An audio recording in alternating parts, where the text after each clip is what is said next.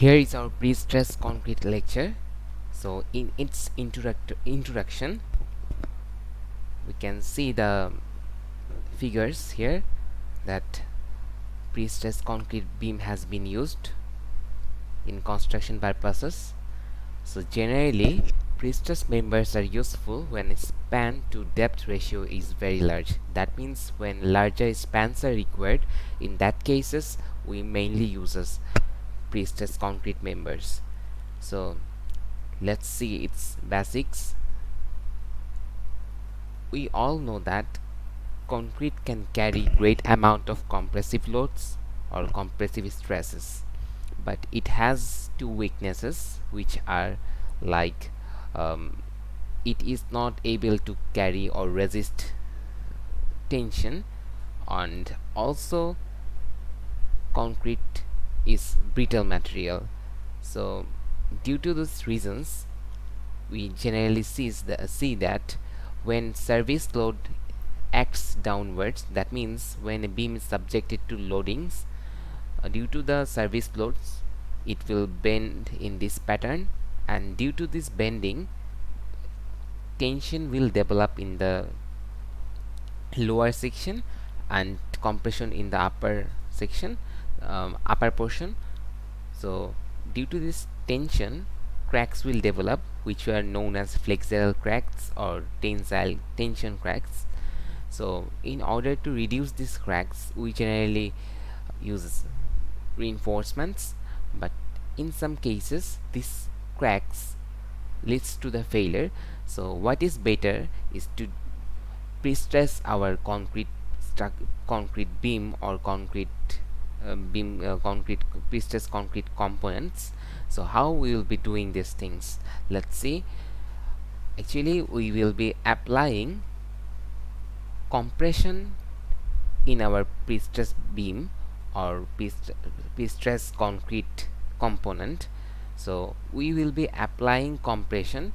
Due to this compression, the beam will bend oppositely. That means due to service load, it used to bend in this pattern, and if we are pre-stressing our beam, this pre term refers that we are applying this compression or compressive load before the imposing of our service loads, or before it is subjected to service loads.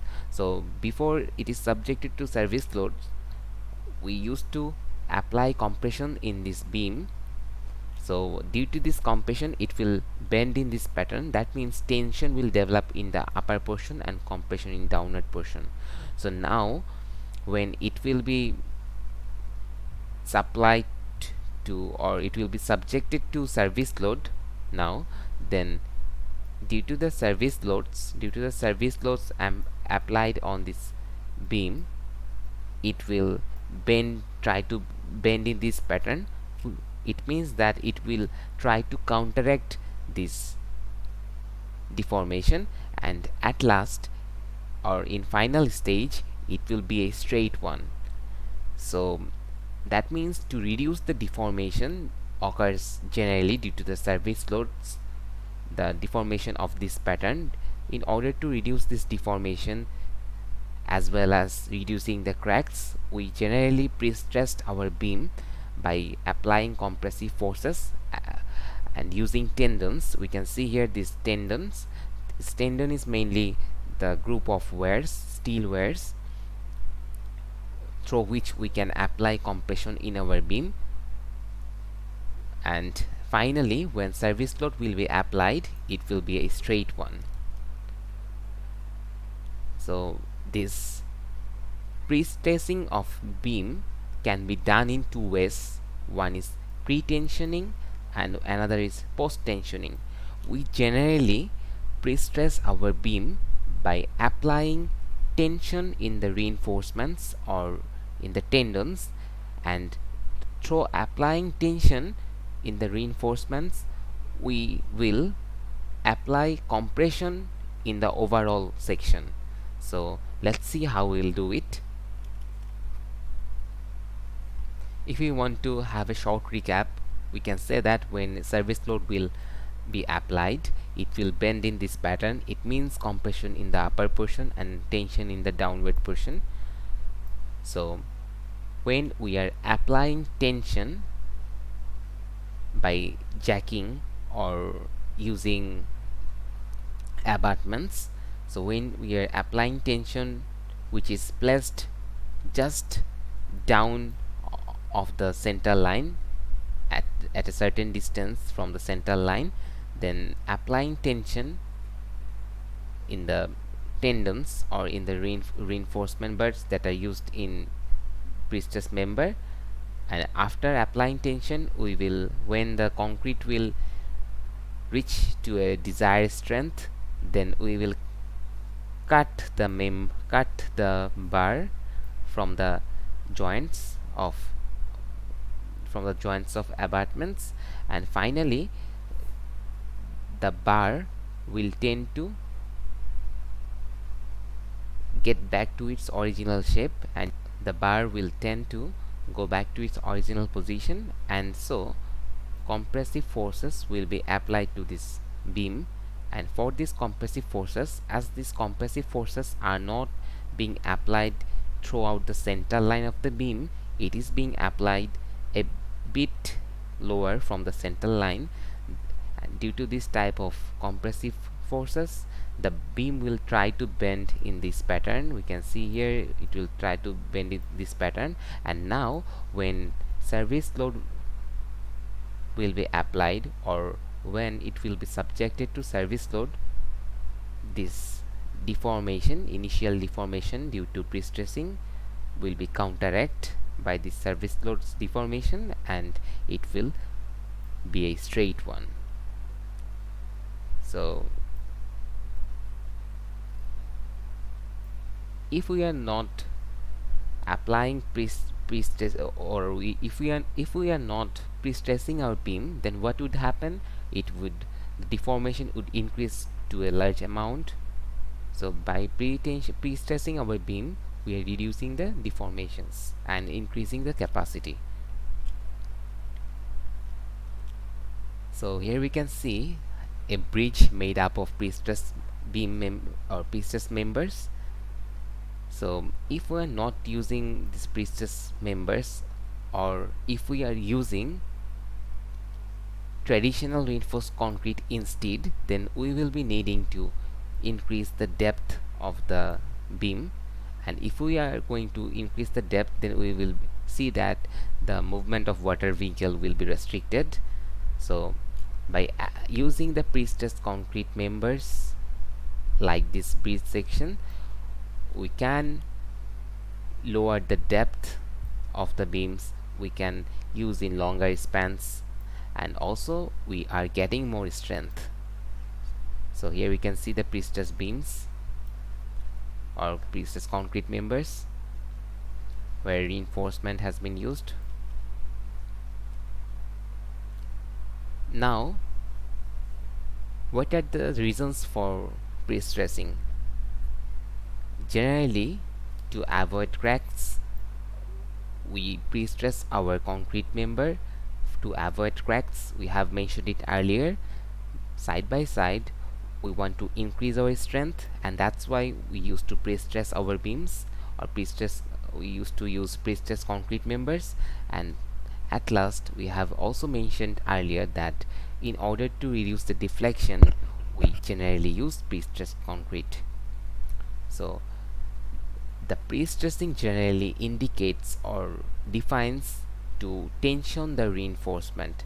So how this reinforcement is being tensioned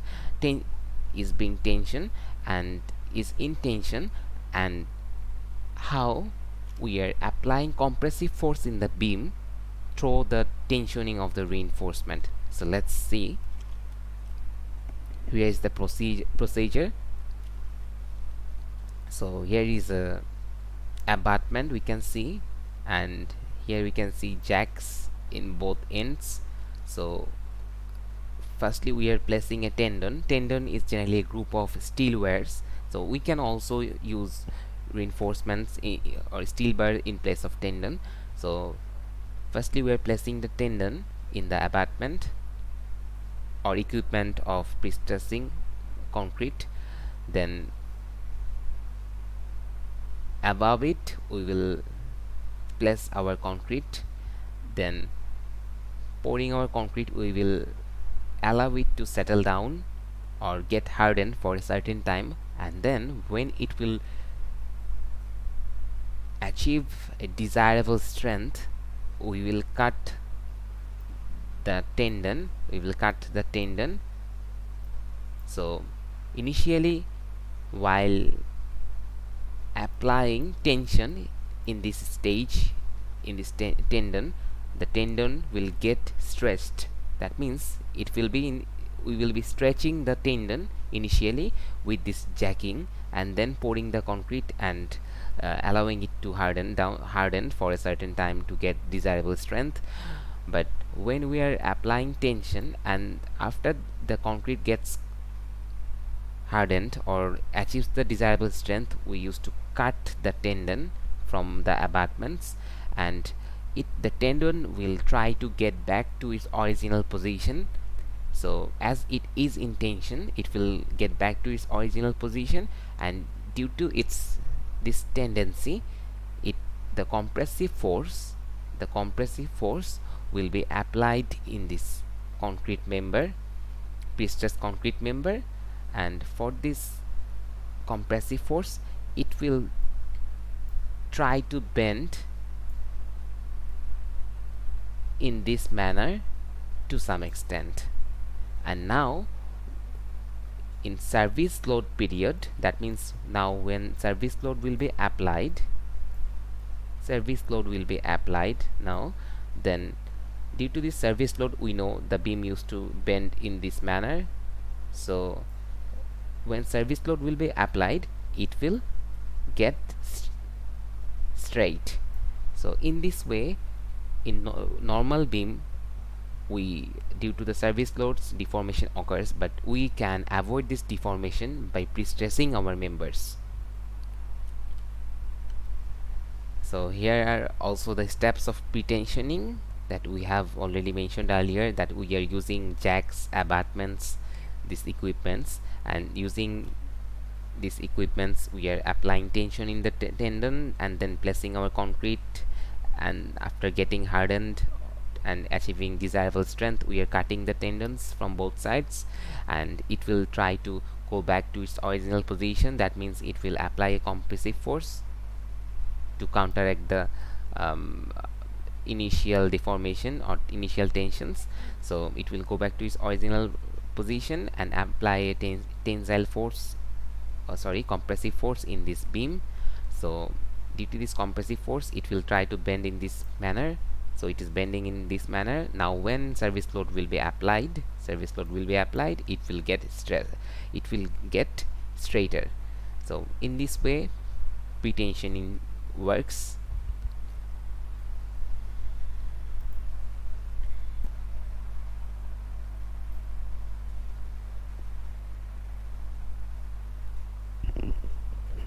So the usefulness of using pretensioning is we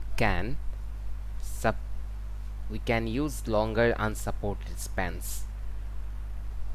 Some of its examples are uses in school auditoriums, shopping centers, gymnasiums, parking garages, and cafeterias.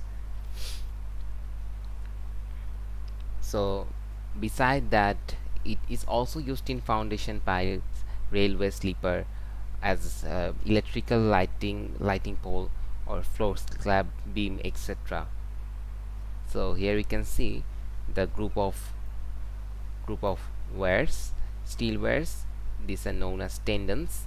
So these tendons are used in prestressed concrete members by jacking through applying tension with this type of abutments, and these prestressed concrete members are generally used in construction site as prefabricated ones.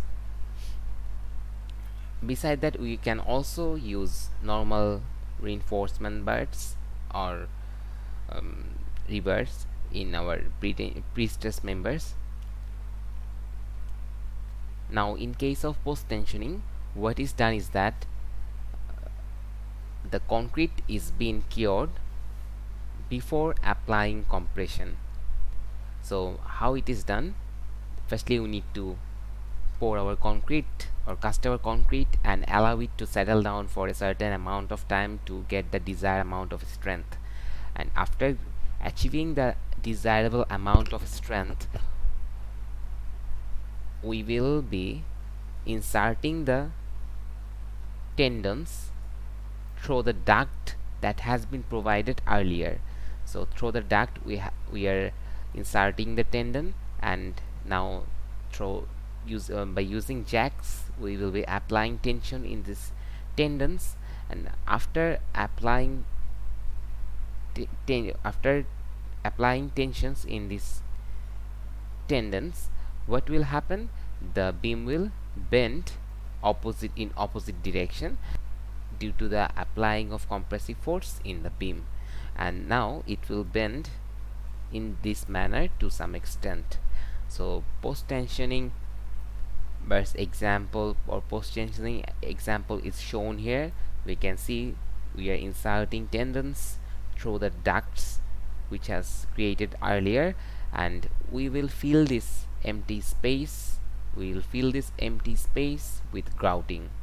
Through grouting, um, we will apply grout to fill these empty spaces between the duct and the tendons. Now these post tensioning members are generally used in roads, bridges, railways, tunnels, dams, containment tanks, reservoirs, etc. So we have already mentioned earlier that what happens, we generally pour the concrete first and allow it to achieve the desirable strength, and then we set the tensioning wires and apply tensions in the wires through jacking, and after that this beam is bent in opposite direction, and when service load is being applied it will be a straight one.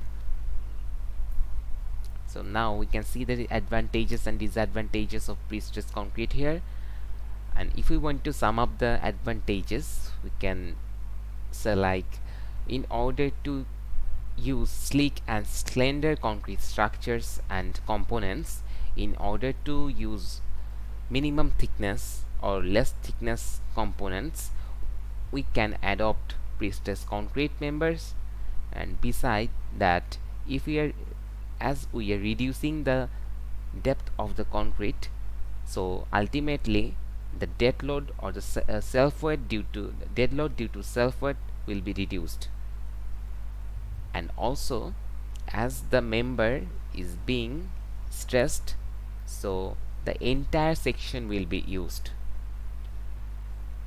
So in case of prestressed concrete, the advantages are we are using the full section, that means we are utilizing the full sections, which will ensure the consumption of materials reduces. Beside that, we can use it in untraveled floor space and parking facilities, and these are also long term in case of durability.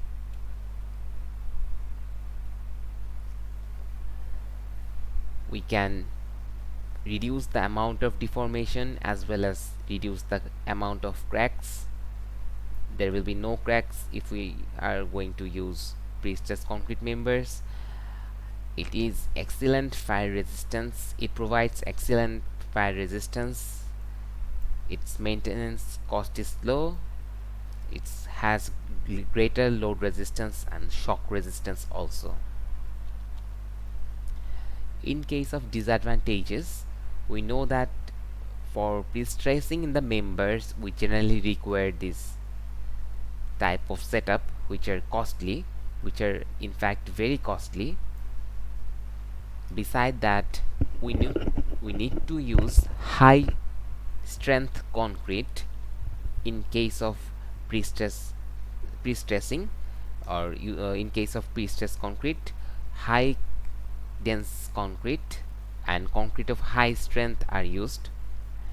and also the tendons or the reinforcement bar we are going to use for pre-stressing are 2.5 to 3.5 times costlier than the mild steel, and it is not economical, or it is uneconomical for short spans and light loads. And so here we can see the examples.